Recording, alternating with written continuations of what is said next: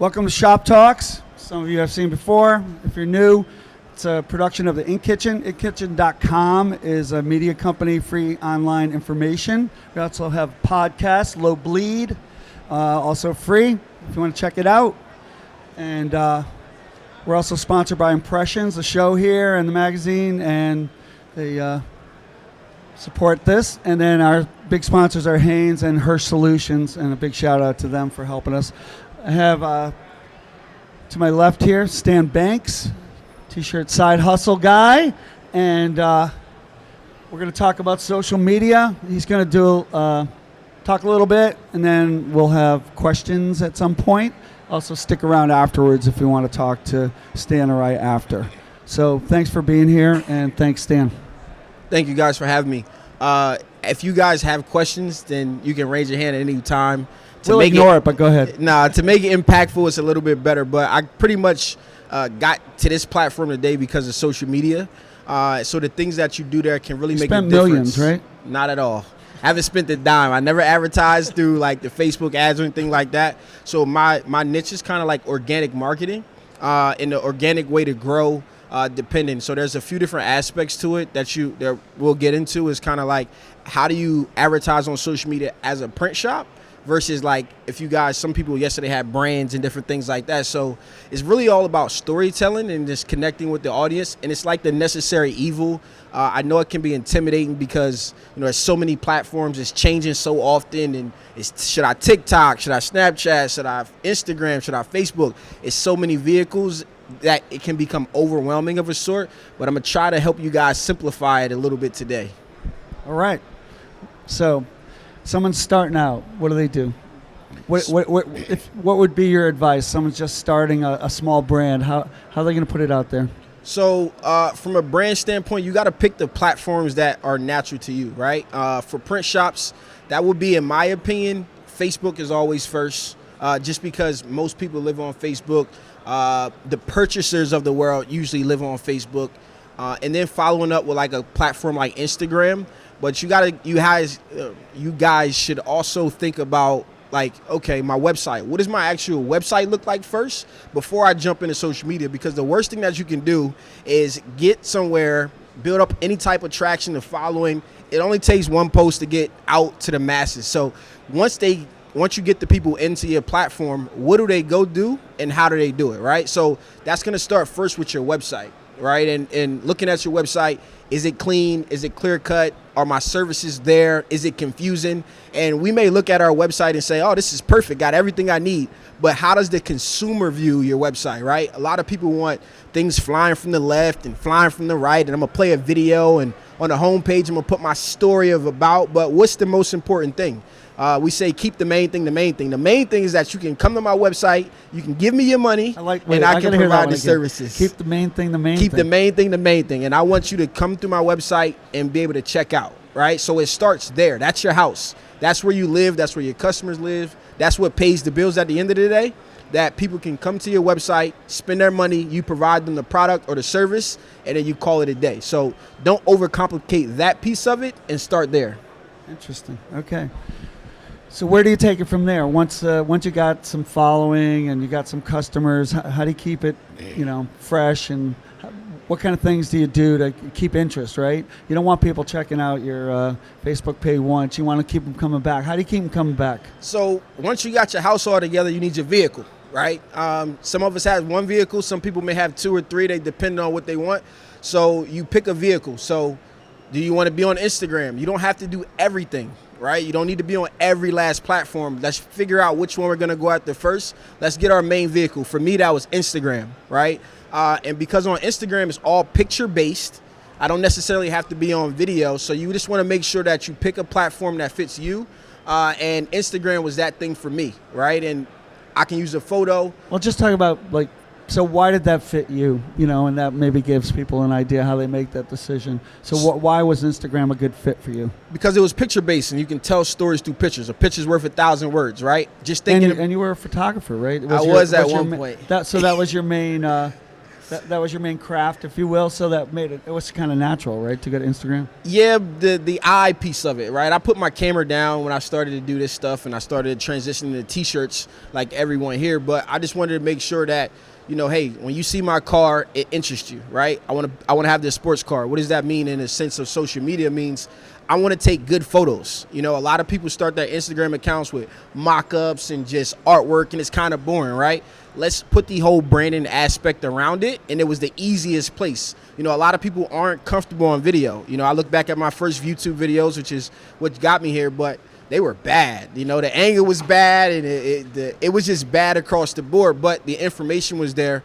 So looking at it, I don't have to be video savvy. I can figure out, take a picture. If I don't like it, I can retake it, versus video where you got to get comfortable with yourself being in front of people or seeing yourself or hearing yourself talking, different things like that. So figuring out how I can take photos of my work and make it appealing to the masses, right? So it's a few people here, and if I was a customer coming up and I had the first 4 people in front of me, how can I make my Instagram profile, my website, how can I make those things look better compared to everybody else next to me, right? If we were all pitching to a customer and we didn't hear the next person, what is my competitive advantage? Well, how you actually look on social media can be a competitive advantage. This person's profile looks like it's used. It looks like somebody's posting here all the time.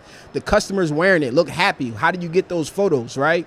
I tell people, show the work the way you want it to be seen, which means if you're posting people and taking bathroom selfies and stuff like that, what kind of photos are your customers going to give you back?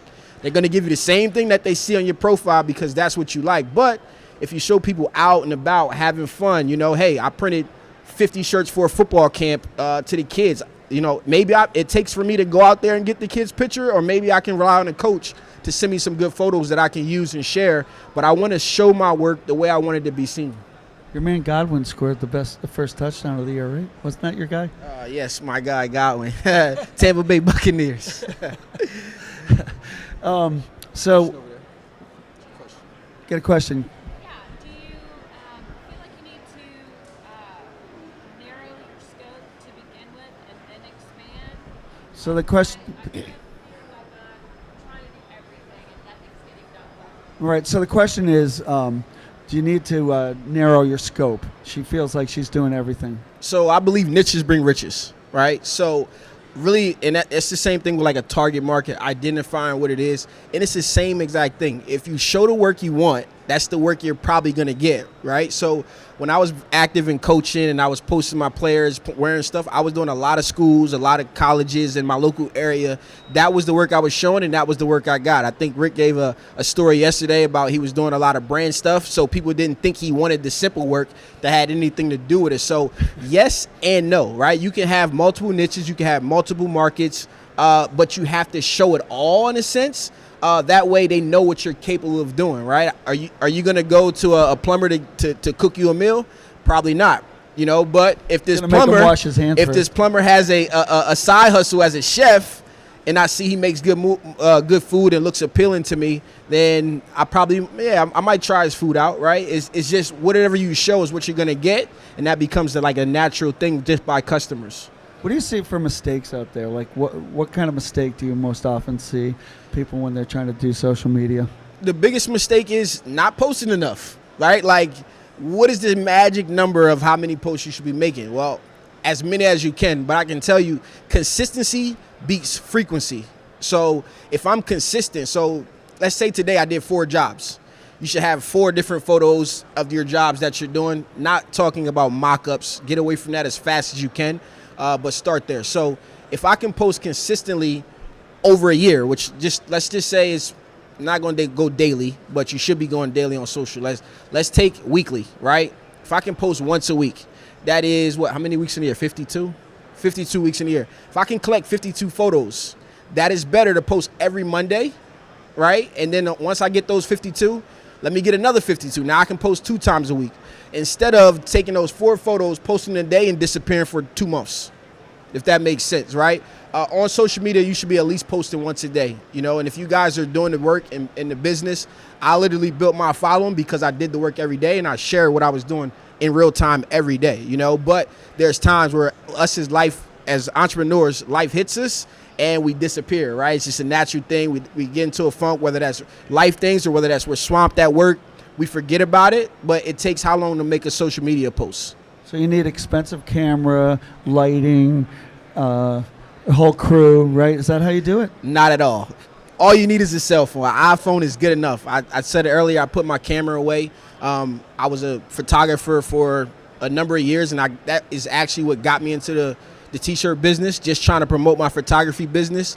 This is the one industry that I felt like, out of all of the different businesses that I started or tried to start, that I didn't have to actually get out and sell, only show people what I was making, and the customers naturally came. You'll hear a lot of small print shops say, man, I just survive off of word of mouth. Like, I can't do any marketing, and that's the entrepreneur that's working the whole business, where they might own a business, but they technically own their own job because they're doing all the work, they're doing everything. Crappy job. You can't do anything else with your time except for until you figure out how to hire somebody. So from that standpoint, it just becomes one of those things where it's like, you just got to get rolling. So do you have like a whole holistic approach? You like map everything out? All right. Do you have like a calendar? The question is, does he have a holistic holistic approach, and does he have a calendar? So I don't do a calendar. I do whatever I'm doing in the moment because I'm always doing something, right? So I don't necessarily need the calendar. I follow what my work is doing at the time or whatever I'm into at the given moment. And my focus kind of has shifted from necessarily the print shop thing to the educational piece, but it works the same. So from a company standpoint, if you're struggling, then a calendar is very, very good. So coming up with a calendar and say, every Monday I'm going to post this style of post, right? Every Monday I'm going to post a photo of my customers. On Wednesday, I'm going to post a behind the scenes of the process of what's going on or what I'm making. But coming up with a calendar can make it very, very simple and easy for someone. But you just got to figure out what are your things. Try new things, whether that's educational piece, educating people on the process.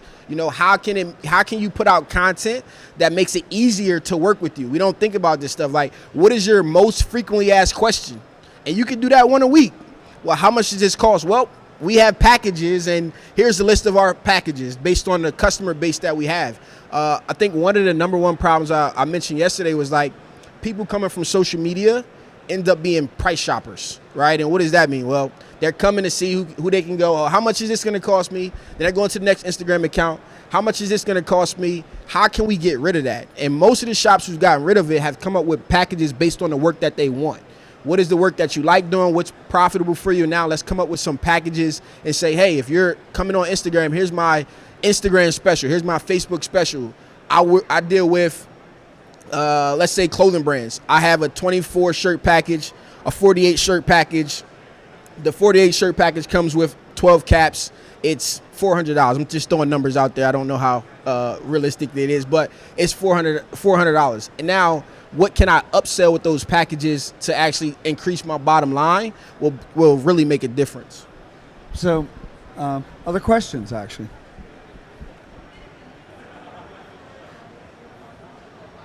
I had that question myself. Do you get a release from your customers to show them wearing your work? So you're gonna know what company, if you have the kind of work where it's like you're working with T-Mobile or Disney, or if you're working with somebody huge or something like that, you're gonna kind of know. I don't. I feel like it's better to ask for forgiveness than permission. But again, it just becomes one of those things. If a customer ever said, hey, I don't want you to share this, or this isn't released yet, or anything like that, you'll kind of get a feeling from it. But the style of work that most small print shops are doing, it isn't really that. Like, if I'm doing somebody's family reunion shirt, they're really not going to care. Now, if I'm doing something for some famous artist or something like that, then it might run into a conflict of interest there with posting it at least before they actually release it themselves. So you're kind of going to get a gauge on that based on your customer base. But two, hey man, if this person is famous enough or big enough that it'll give me a little bit of a buzz or some traction, like an influencer of some sort, I might just give you a discount to be able to share the work instead of, having you say, I don't want anybody to show. Well, what if I gave you a 10% off? I increase your bottom line so that I can get the publicity to go along with it. And you kind of can pick those things up if you need to. I have a bigger shop, and I do have that problem. So I have to ask permission, and I actually some customers I print for explicitly say you can't even say that you work for us. And charge them more. Definitely, yeah. Charge them more. So for it's that. definitely a concern that you have to be, it's a good question. It's a really good question.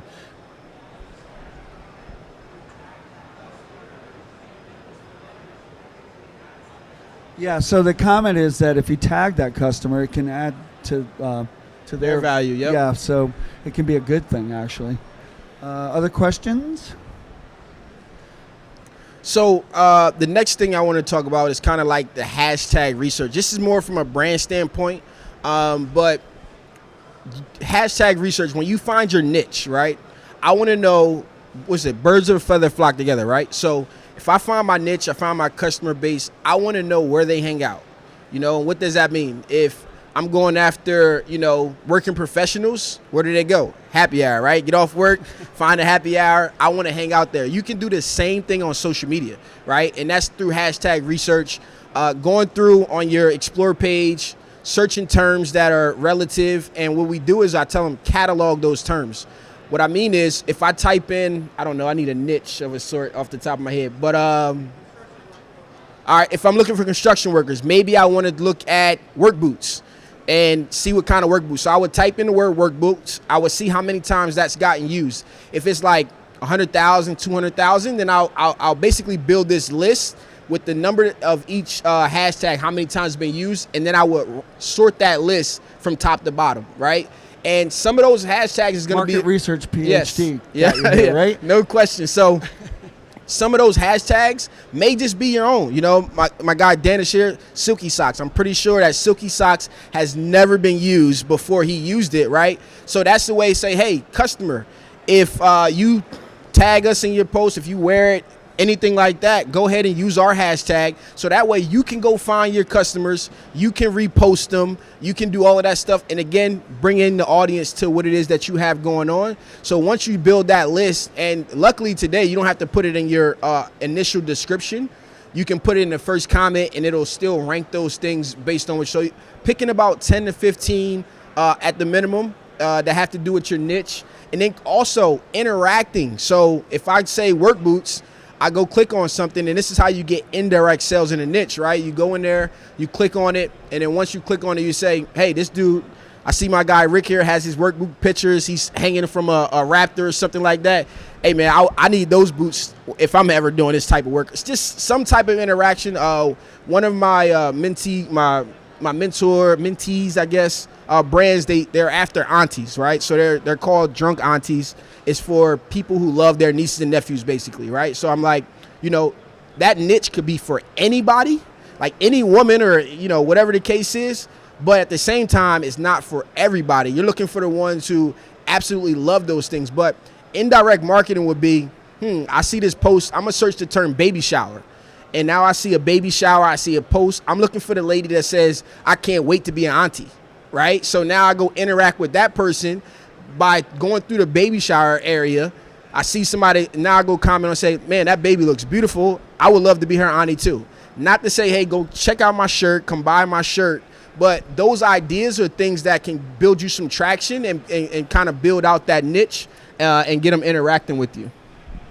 Doesn't sound like it takes that long, huh? Like to do that kind of research, hours and hours, days and days, weeks and weeks. What kind of time do people have to commit to figuring some of that stuff out? So for the research, the research versus the staying engaged. Yeah. Like so for the research, man, you can just sit down one night and have it done in an hour or 4 hours or whatever the case is.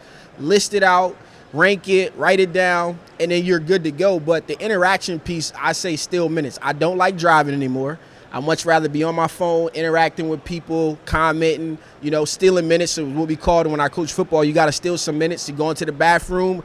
What are you doing? I'm on my Instagram. I'm interacting with people. I'm doing different things. So finding time in the midst of your day to spend 3 minutes here, 4 minutes there, and just going through and commenting. The second thing is no commenting while you're up here. Oh, man. Sorry to tell you. So, another thing is being engaged, man. We're in a place where it's all printers, right? And by connecting with other printers, becoming a part of the community. I have about 5 local printers that are in my area. We're all tight knit. We help each other out. this person specializes in this person specializes in that. I might get a call. It's not the kind of work once you figure out what you do want to do and don't want to do. I know I don't want to do it, so I can do one of two things. I can outsource it to them and have them do the work. I keep the customer, or I can send it to them, let them know that I'm sending it, and it can kind of go back and forth. A lot of people look at like competition as a bad thing. Now, we are competing and all of that good stuff, but what is going to be better in the long term if I can't supply the customer, letting that customer walk away, or being able to find some way to service that customer as well and then figure those things out? We do that all the time. So, yes, all the time. Either we sub it out and make money on it. Don't have time for that a lot of times. Or, if it's something I'm not good at, like sublimation, I got a guy, I'll send it to him. Either I'll send it to him and he sends something back. Occasionally I'll say, put something in it for me, whatever. But it's such a great resource. And you don't have to be an expert on everything that way either. Yeah, no question. When you, and this is why I say become engaged with the community, because like some stuff goes without saying, right? If we're friends and, I send you work and you're sending me work, we can either say, hey, I'm gonna look out for you on the next thing, or however it works, those things become built in. Now, if you're just calling some random guy off the street, it's gonna be a little bit of a difference of a factor, right? But if we build a relationship and I send you work, he's gonna already know, like my friends know, hey, kick me back a little bit, just for, the finder's fee or whatever the case is. Or if it's something so small, like I don't really focus on 1 or 2 shirts, not getting me out of bed anymore. So if I send it over, man, I don't need the file. Like, just keep it. But we also mention it. Yeah, we also have the same type of respect when it comes to, like, if I send you a big job, you're not gonna try to steal my customer away. Like, hey, I'm out of town. Like right now, I'm out of town. Somebody called me and say, y'all need 100 shirts, and I need them in 3 days. Well, I'm not gonna be back. I'll call my boy up and say, hey, can you knock this job out? He'll say, sure, no problem. He'll do it, but the customer will remain mine. I do artwork for a lot of my friends. They don't even know how to resize a PDF. No lie, I've been in the print industry. My mentor's been in the print industry longer than I even thought about being in the print industry. He can't even resize a PDF. So I do some of his artwork. They communicate directly with me. They might say, hey, well, how much is it going to cost me? I just simply say, hey, he's going to take care of you. I'm just trying to get your artwork done. Now, I am in a print shop at the same time, so I could do that. But having that type of level of respect and building that camaraderie up with somebody else in the industry is going to be something that'll help your business out. Other questions? Social media, anything?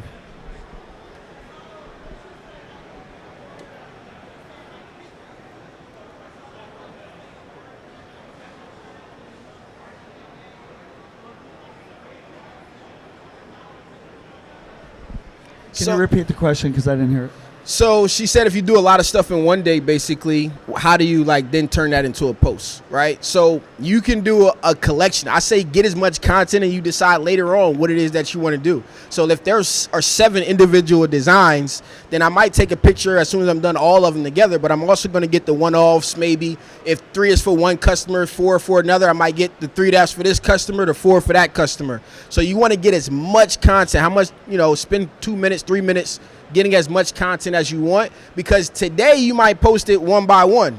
A month from now, you might go back to your phone and be like, I need something to post. Oh, I never posted this group of 5. And then also too, a lot of people do this, and I do this as well.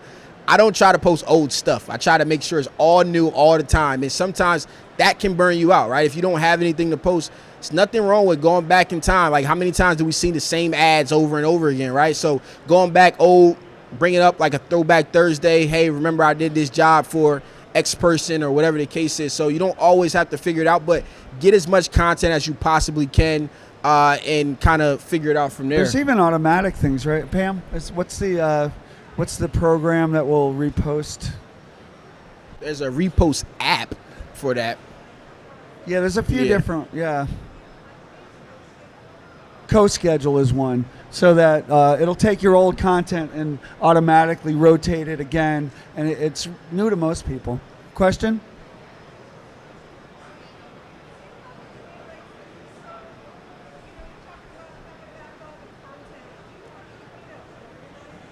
Oh, the question is he has a backlog of content. Is there a way to organize that back content? So as far as organization goes, right? You go through your phone, it's just a swipe party, right? So I might swipe to the top and just, okay, I stop, right? When it comes to stuff that's actually made in the computer, I am very, very organized as far as like if I'm actually designing something that I'm going to use for social media. Like I got carousels, I put each carousel in the folder and I label the topic. So it becomes one of those things about how, setting it up is the easy part. Now using it is the hard part, right? It's like keeping that stuff organized in a way like, hey, today I took these photos and putting them in a folder where they go. So my simple answer is no, I don't. As far as like taking pictures of products, but cataloging and keeping very, very structured files on your computer and stuff like that will help you. But ultimately it's like I'm always up in the real time type of poster. So I'm trying to keep things fresh and new. So I don't necessarily do it. But sometimes like if I don't have nothing to post, man, I could just scroll through and just like, oh man, let me use this photo here.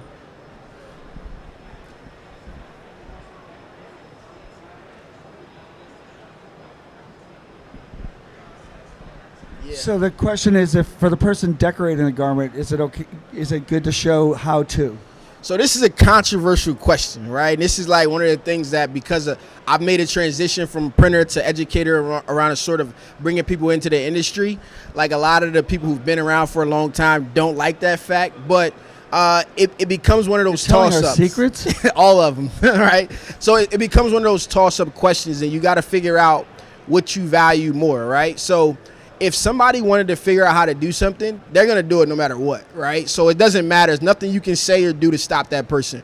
But for your customers, if you think about the people who are coming to purchase from you, they probably don't have the time or want to. My guy here has a web business where basically he provides artwork. Do you think he's about to not get his shirts printed by me because I'm showing him how to get print shirts? It just depends. It becomes a toss-up type of deal from that standpoint. So the behind the scenes, letting people know how dedicated you are to the work will make you personal, make you connect. Putting yourself in front of the camera and showing your personality will make you connect. When I was in college, it was like the opposite. We didn't want anybody to know. It was just me in this business. So I came up with the beautiful name SB Design, right? Stan Banks Designs, what I came up with. And you wanted to seem like this big, huge corporation. This is in 2008, 2009, whatever. Nobody wanted to work with a small person. But today it's the exact opposite. They just want to know who you are, and they connect with you. The people that are for you will become your customer. If not, then they won't. There's nothing you can do about it. So I definitely think showing how to, showing behind the scenes maybe once a week, showing people what you're working on, posting a stack of shirts that you got to complete, or doing some of those things. Today I'm getting to work. Here's what I'm working on. That type of stuff will keep people engaged and interacting, and it'll definitely help your business. But at the same time, keep in mind, a lot of people don't do it because they're like, I don't want to show my customers how I do this. I don't want to show my customers that. Well, the people you're showing, they may jump into the business and they may become, one of the people in your crew that you can help along. But we don't have to hoard information. There's enough work, in my opinion, for everybody. And so, it's just one of those things. I think that in my experience, it also makes people trust you more. If you break it down, you're transparent. Obviously you're not going to take their money and not make their shirts if you're doing it every day. And it just makes you more trustworthy.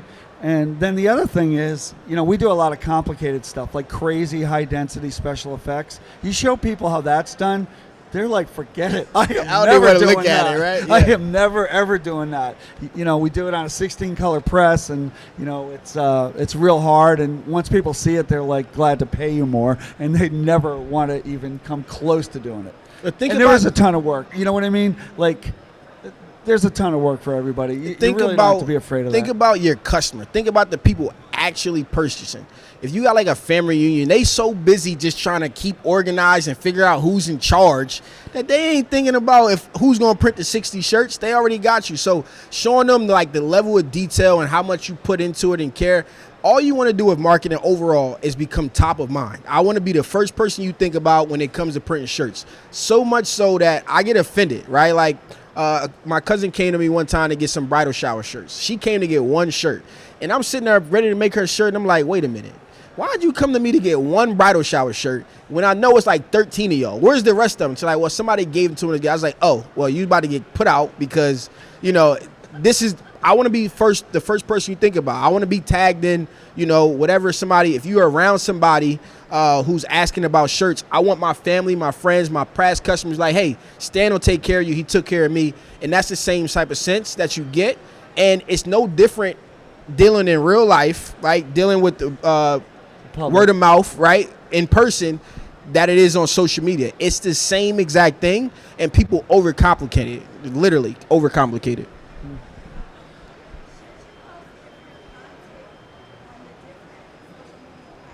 Oh, so should the content change with the platform? Right? Definitely. Is that the question? That's a great question. Definitely, right? Because every platform is different. You know, you don't want to go posting photos on TikTok. It's just not the way that platform works. So there is some things that you can overlap, right? Like a Instagram photo can be a Facebook photo as well. But you kind of want to You can make it automatically. Yeah, go you there, can make too. it automatically do it. But you also want to engage natively to that platform, especially because some platforms frown upon it, right? Like Instagram is not feeling TikTok logo on an Instagram post, right? They're like filtering it out if it's there. So Won't they hunt you down and kill you? Actually, being able to Something like that. being able to post organic content to the platform is always going to get you the best results, right? But there is some overlaps that you can kind of do. you want to go over that? Like, so, what kind of things would be better on Facebook? What would be better on Instagram, on TikTok, for people that may not be familiar? So thinking of let's start with Instagram, right? Instagram first was all about photos. Then it was all about the 1 minute video. And now it's all about the reels. So it's changing very, very fast, and it is a lot to keep up with. The truth is you got to do it all, right? You got to do it all. And the long form content is things that you post at your house, right? Your blog, your personal website. I'm gonna switch the question around a little bit to kind of like get back to it. Right. But like the long form content, if you have a YouTube for your business, if you have a website, your blog, anything like that, you post it there, right? And now you want to think about, how do I drive traffic home? How do I bring people to my house? And that's what these platforms are for. So obviously dancing on TikTok may not be your thing. It's not my thing. I'm still trying to figure out like, how can I do this? But it's made some people very, very successful. I think it's like, hey, TikTok made me buy this, right? Now, how do we use that? Maybe it's us partnering with the influencer in order to get them to make TikTok videos wearing a shirt that we fulfill for them in order for us to make money, right? It's like these workarounds that how you kind of implement it. It doesn't always have to be me. I'm not comfortable on video, but I'm going to make this TikTok. It's going to seem so unnatural. Let the kids do it. But now how can we help the kids monetize? We make them money, we make money, everybody's happy, and everybody elevates together of a sort. So obviously the reels are very, very short, 15 seconds. Those are things that are where I would show the process for a print shop. So what I do is I'll be ready to heat press something. I'll take the shirt, I'll throw the shirt on the press. All right, that's one little clip. Then I'll lay the shirt down. Then I'll take whatever transfer I'm using, I'll throw that on top of there. Then that's one little clip. Then I'll actually press it. Then I'll open it. Then I'll peel it. Like, just showing those little things. You only got to do it for one shirt. It seems like a lot. It's really not. You just got to figure out how to do it. And those things have blown up and gotten a lot of views. And now, but what do I want them to do with that short piece of content? If they're interested in learning how to do it, I want them to go watch a long form video. If they want me to make them shirts, I want you to go here to the website and here's my package, right? So it becomes a little bit of a workaround of trying to figure out where I actually want to funnel the business to and what it's actually working for and doing for me.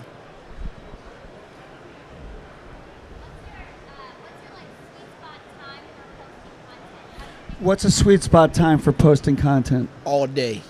All day. So the sweet spots, your Instagram is going to tell you if you go into the data. It'll tell you to post between whatever time it is. But think about this, engagement. Half the people who are following you or subscribed to you, all of that stuff, aren't even seeing your posts. So how can I create the engagement that get more people to see me? And what does that mean? So I need to interact with you. I need you to comment. I need you to do more than click the like button. So in there, when I'm posting something, can I ask you a question, right? Like, hey, when is your family reunion? Do you need shirts? Something like that. Like asking that question, say, mine is coming up in October. They comment that. Whatever it is that you can create the engagement, in my opinion, is more important than it is actually picking a time. Because every time I think I'm going to post something at a time, unless I don't use a scheduler. So I might say, all right, I'm going to post this in like 10 minutes, right? Or at 3 o'clock, I'm going to make this post. By the time 3 o'clock rolls around, I ain't thinking about that post no more. I'm doing something else. I'm caught up in the moment. So Me personally, I like to focus on how I can ask a question, what I can do to create you, to make you interact with my piece of content, because that's the thing that's going to tell them that, hey, you get 10, if you normally get like one post or one comment reaction, you get a few likes. Let's just say for a print shop, it's like 23. That's a good day for you. But if I can do something to make me get 15 or 20 comments, I reply to those comments. I ask them another question. Now that thing goes, it starts to get seen more and more and more throughout the process, which will create more engagement. And that's what people want. You got to understand that, like, YouTube values likes, Instagram values comments, and every platform is going to move it a little bit differently. But ultimately, some type of interaction is going to get you more people, more eyes onto it. And it's sad because, when the algorithm changed on Instagram, where it was all time oriented, right? It was time oriented. Either you was there or you're not, right? Now it's like they recalibrated this whole thing so that I was scrolling the other day. Every third post, or the fourth post, after every 3 posts, there was an ad. Every fourth post. And I'm like, this is crazy. Like, scrolling 4. I'm counting. I'm like, 1, 2, 3, ad. 1, 2, 3, ad. 1, 2, 3, ad. So they've recalibrated this whole thing so that we spend money on advertisement only to actually advertise to the people who they already chose to follow us, right? So finding a way to create the engagement on your post is more important than picking a time. And then also, by the time everybody reads what time it's supposed to be, it'll change because everybody's posting at that time. Right. So it's always changing.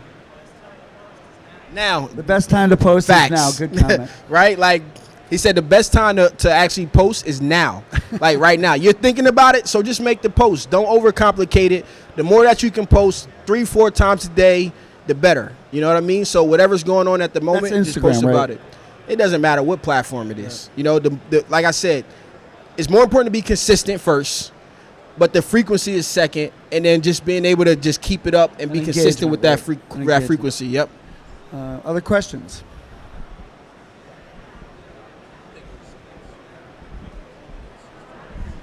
All right. So another thing is the whole social media aspect is about telling a story, right? What story can I tell about whatever businesses it is that I'm in? For a brand, if you got a niche, how can I tell a story about whatever it is that I'm after? For the aunties, how can I tell a story that I love my niece and nephew, right? So a lot of people or a lot of companies or, people starting brands and different things like that, they do this photo shoot in front of a backdrop and they pay a photographer and they got photos and pictures of them standing in front of something, just standing there, product shots, right? But that doesn't really tell a story, right? So plan these things out. Like, if I'm trying to tell a story about my print shop, what is it that I want people to know? What's my main customer? Who do I want? If it's brands, I want to show people out in my merch for brands. I want to show the complicated work that I'm putting in. I want to show the level of detail that I'm putting into it. If I'm using puff vinyl, or puff vinyl or puff printing or whatever it is, I want to get in and show the level of detail that's going into my work. And those are things that are going to tell a story. Like, hey, it doesn't matter how complex your idea is, I'll figure out how to make it work for you, right? That could be the comment to, a 16 color job that you just screen printed. You did everything around this whole job. So you showed the press, because that's the behind the scenes piece of it. You showed the detail, and then in the comments there, you added some level of detail. Hey, it doesn't matter how complex it is. What is your complex idea? Those that create engagement, and that I'll tie everything together for you and let them know what it is. That's storytelling. If you can tell stories on social media, that is a thing that connects you with people and builds you a cult-like following. I think, you said earlier, the idea is also to think about where you're going. So if you want, he used the example of my misguided sampling. So, we printed for a lot of brands, so we did stuff for academics and Timberland and Rockaware. So I'd show that, and then somebody would be like, well, I had a 1,000-piece order and I didn't think you'd be interested. I was like, oh my God. When the person told me that, I realized I had to change how I put things out. And do we always want to do 16-color high-density jobs? No, we want to do the one-color ones. So you have to add that in. What kind of work, as he said earlier, what do you want to do? What kind of work you want to do? And that informs your story, right? No question. So for you guys, have you guys identified what kind of work you want to do? I think a lot of people don't do this. They don't spend the time to take a look at, sometimes we get wrapped up in offering everything to everybody, and then they don't really Thought it. All right. I know, I did too. So sometimes they don't think about the things that are actually making them the most money in the least amount of time and what they enjoy doing the most as well. So like analyzing those things are very, very important. And those are the things that you end up building your packages around, right? So for me, you know, hey, I could do a football team. I could do a Gildan shirt with a one color print all day long. And, you know, the going rate for that around me is probably like $5 to $6 if you do like 100 and something pieces, because that's what the big shop in the area does. But I know I can also go to Samar and I can grab a Sports Tech shirt and I could do the same one color print on it. And the shirt, the Sports Tech digital camo is like $3.50, $4 or something like that. Might have changed recently with the things that are going on in the industry. But I could do that same amount of work, that one color print, and profit $10 a shirt and charge them $14 or $17 or $12.50, whatever you want to charge for the same amount of work, right? I know on my press, when I was screen printing more, I didn't want to do anything over 2 colors. I really didn't want to do 2 colors. Why? Because it all just takes more time. So figuring those things out and really looking at your business, the type of work you get, the stuff that you want to print, the stuff that you like to print, the stuff versus the stuff you don't like to print, then actually looking at the numbers of what's going on and then build packages around that and then share that out on social media. Other questions?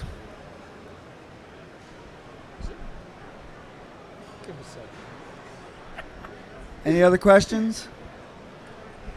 All right, how about a hand for Stan Banks? Thanks, guys. I want to thank the sponsors again, Hanes, Impressions, Hirsch Solutions, and the In Kitchen. There's a whole bunch of more good speakers today and tomorrow. Check out the podcast, Low Bleed, and follow us on social media, In Kitchen. Thanks for coming.